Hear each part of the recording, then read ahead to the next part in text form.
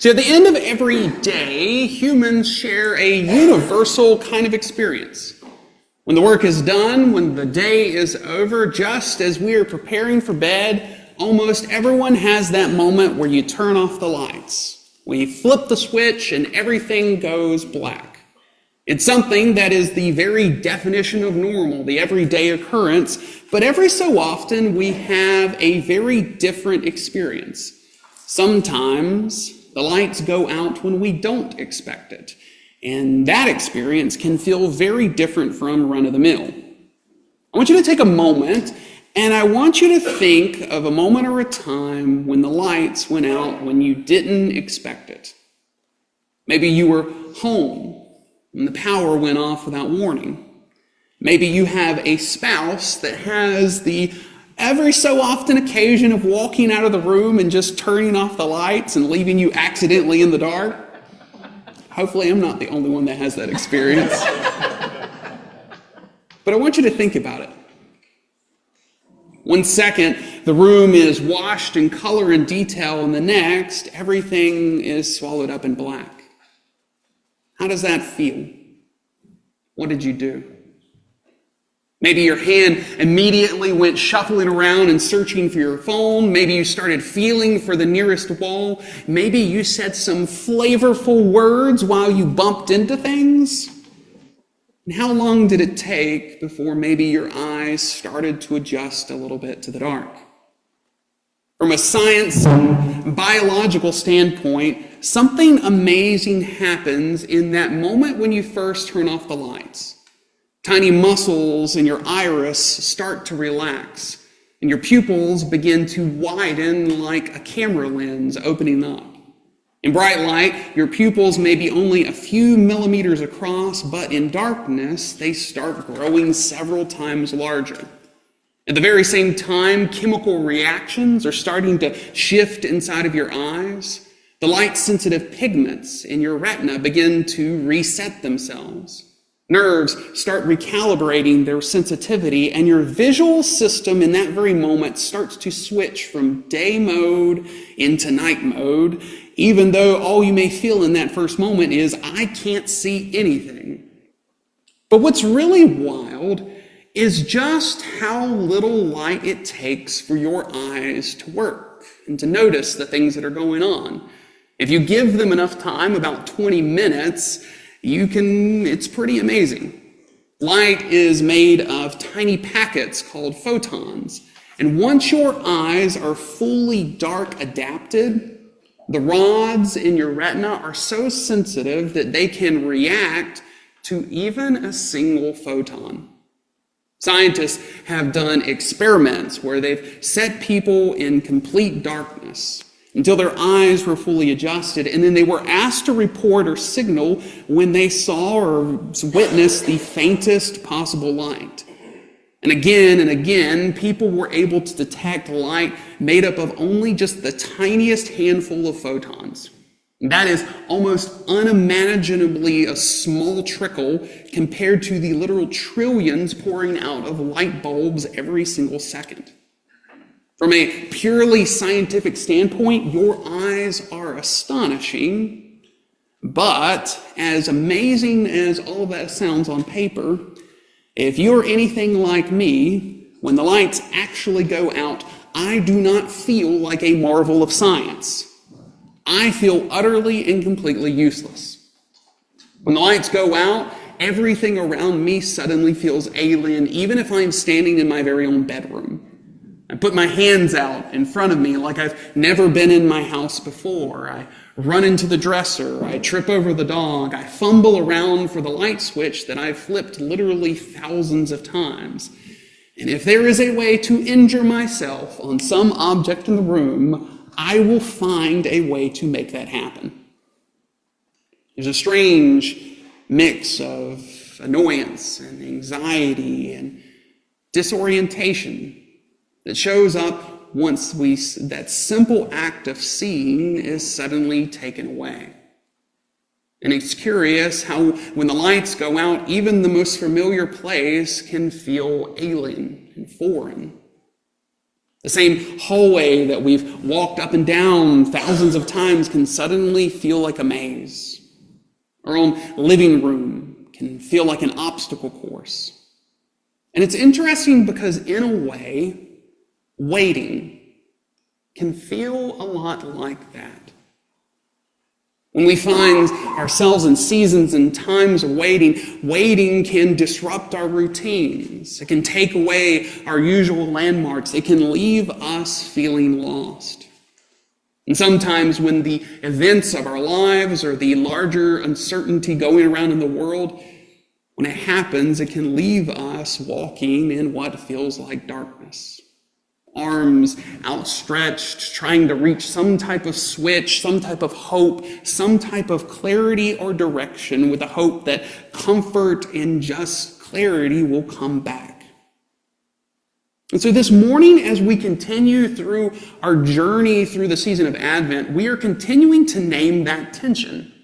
Because like we talked about last week, Advent is a season of anticipation. It's a season that calls us to find meaning even in the midst of waiting, as we make our way towards Christmas and the birth of Christ.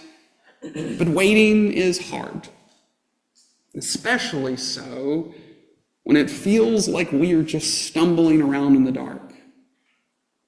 And so in this season that we are called to wait in, what does it mean to find meaning when you feel like you're waiting in the dark? Where is the meaning when the world just kind of feels unfamiliar and you are just trying to find your way through? It's a curious thing to sit with, because as we light the candles of Advent, you may know that each candle kind of has a name. You may have picked that up at some point. We have the hope candle and the peace candle and the pink one, which is the joy candle, and the love candle. But what you may not know is that each of these candles also echoes the prophets of old. I don't even know where that could have come from. But what you may not know is that each of these candles also actually reflect the prophets of old. In fact, the first candle that we light on the first Sunday of Advent is actually called or referred to as the prophet candle.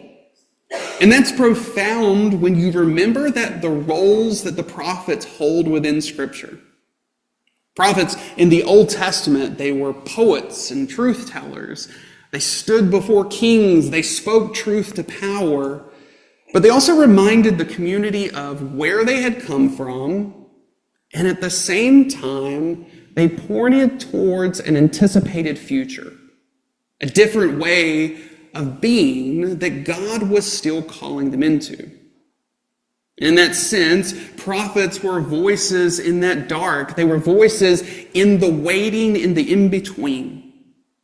They spoke into the moments when the community had lost its bearings, when leaders had gone off course, when the people were in a very real way feeling around in the dark. And the roles of the prophets were to call people back to what was familiar, back to covenant, back to justice, back to mercy, back to their identity as God's people. In a way, they were like a small, steady light helping people find their way back again. Our passage from this morning comes from one of the prophets, and it fits into that voice and into that sort of clarity. And it says from the prophet Isaiah, "From unto us a child is born, unto us a son is given. And the government will be upon his shoulders, and his name will be called Wonderful Counselor, Mighty God, Everlasting Father, Prince of Peace. And of the increase of his government and peace there will be no end. And upon the throne of David and over his kingdom, to order it and to establish it with justice and judgment from that time forward, even forever. The zeal of the Lord of hosts will perform this." Now these words from Isaiah, they're pretty familiar. They've been sung and recited and painted into our imaginations, into the Christian imagination, really, for centuries. If you've ever heard Handel's Messiah, then you might even be able to hear music playing in your head. It's one of those scriptures that shows up time and time again in this season of Advent and Christmas, because the description does seem like an ideal portrait of who Jesus was. He shows up as a child, a ruler, a bringer of peace, whose kingdom will have no end. But one of the most important features of this passage is actually how strangely out of place it feels where it actually sits within the book of Isaiah. Weirdly enough, if you read around this passage, Isaiah 9, chapter 9, verse 6 and 7, you find that the overwhelming kind of mood that this passage sits in, it's really kind of gloom and disaster. In chapter 8, Isaiah warns God's people in Judah that they are going to be overwhelmed by their enemies. And then the rest of chapter 9 looks back on the tragedy that has already fallen Israel. And so this passage, it sits in a weird place. You have judgment, you have loss, and you have political collapse and fear. And then right in the middle of all this gloom and doom, this grim landscape, you just have Isaiah chapter 9, 6, and 7. This sort of beam of light piercing through a very dark sky. Now, for obvious reasons, when we do our Advent reading, we tend to focus on the scriptures that are kind of warm and fuzzy. Makes sense. We read the lines about light and hope and God's salvation, and there's nothing wrong with doing that. But it does mean that we can easily forget how dark the world is that Isaiah is speaking from in this scripture. Because this small moment of hope, it actually plays a very important part or role in the text itself. The people that were hearing these words from Isaiah were trying to make sense of how God would show up. What would God look like when the lights were finally turned back on? Would God look like judgment, coming to expose corruption and tear down unjust systems and to bring consequences for unfaithfulness? Or when the lights were turned back on, would God show up and drive out the enemies and make everything right again? In their minds, it was about looking towards what would eventually happen. And in the meantime, the people were just kind of sort of left waiting to find out which version was going to arrive. The feeling is not unlike someone stumbling around in the dark. You can remember what the room looked like when the light was on before, and you can envision what the room will look like once the light comes back on, but right now you're just sort of stuck in the middle. And so that's what makes this moment and this random passage in Isaiah so important, because Isaiah is reminding the reader, the listener here, that even in the midst of this dark in-between, that things are continuing to happen. Similar to how our eyes start to adjust when the lights get turned off in the room, this passage is a reminder of hope even during the darkness. Isaiah is saying, yes, there is gloom, but light is still slipping through. Yes, there is darkness, but even now we're starting to learn how to see. It is as if the prophet is hinting at something crucial about the nature of waiting. Waiting isn't just about looking backwards to what came before or looking forward to what we hope for. It is also about learning to pay attention to what is happening right now, even in this very moment. Isaiah suggests that even in the thick of waiting, that God's presence is not postponed until all the problems are solved and figured out. That even now the dawn is beginning to break, even while it is still mostly dark. The promise of God is already at work in that gray in between, inviting people to start adjusting their eyes to a light that is already beginning to show up. In many ways, that is exactly what so many people struggled to understand about Jesus when Jesus came. Over the course of Jesus' ministry, we find people, including the disciples, who were still caught in these same kind of binaries. Some wanted a Messiah that would come with obvious power and drive out Rome and punish the wicked and restore this nation overnight. They were looking for something off in the future. And then you had others who were resigned to just sort of an ongoing disappointment, assuming that, well, God's promises, well, they're only something that happened in the past, but not right now.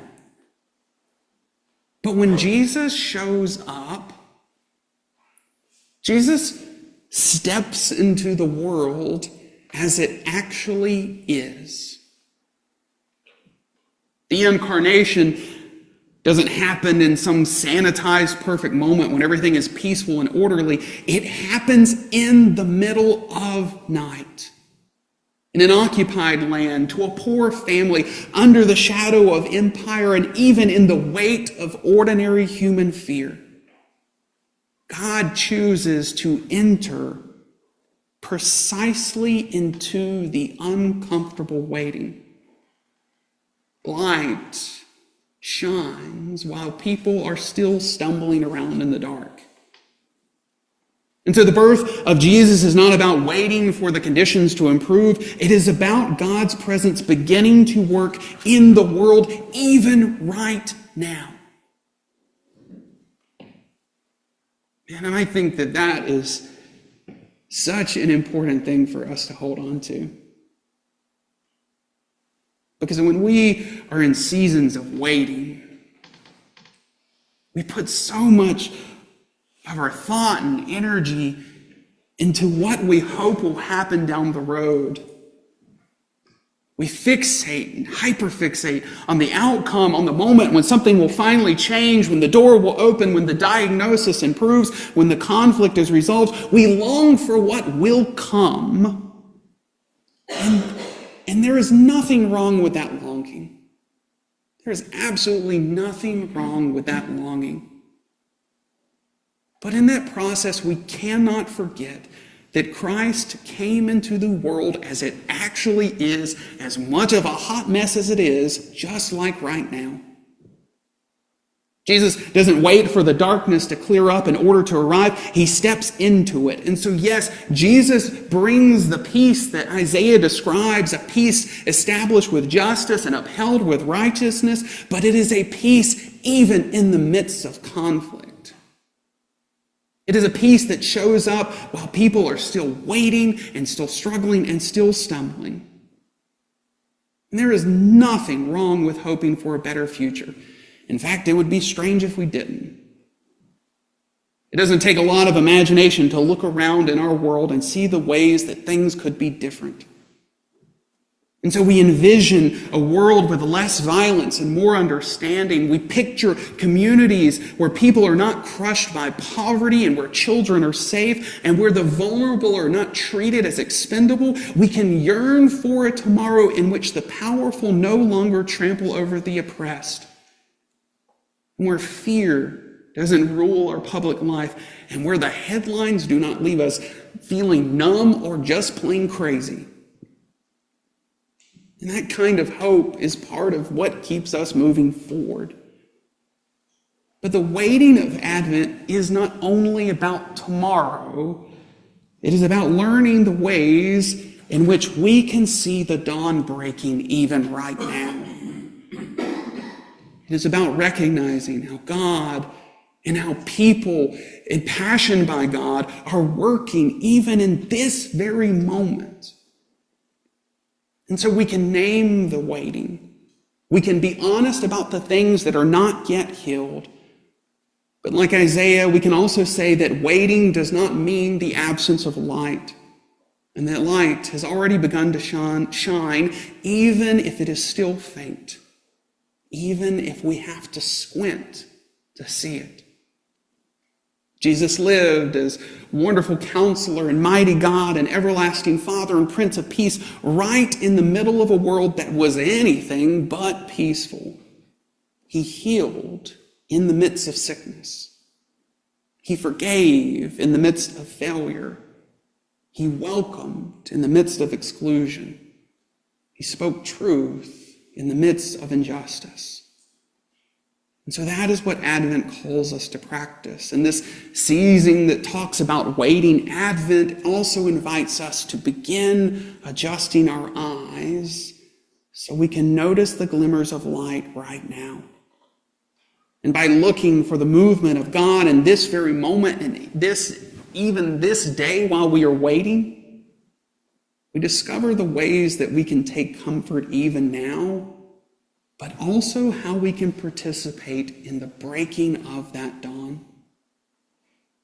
We learn to see the smallest fractions of light, and we discover that even in the dark, that God is already at work. And so, friends, that is my prayer for you on this second week of Advent. I pray that the glimmers of light would find those of us right now who feel like we are waiting in the dark.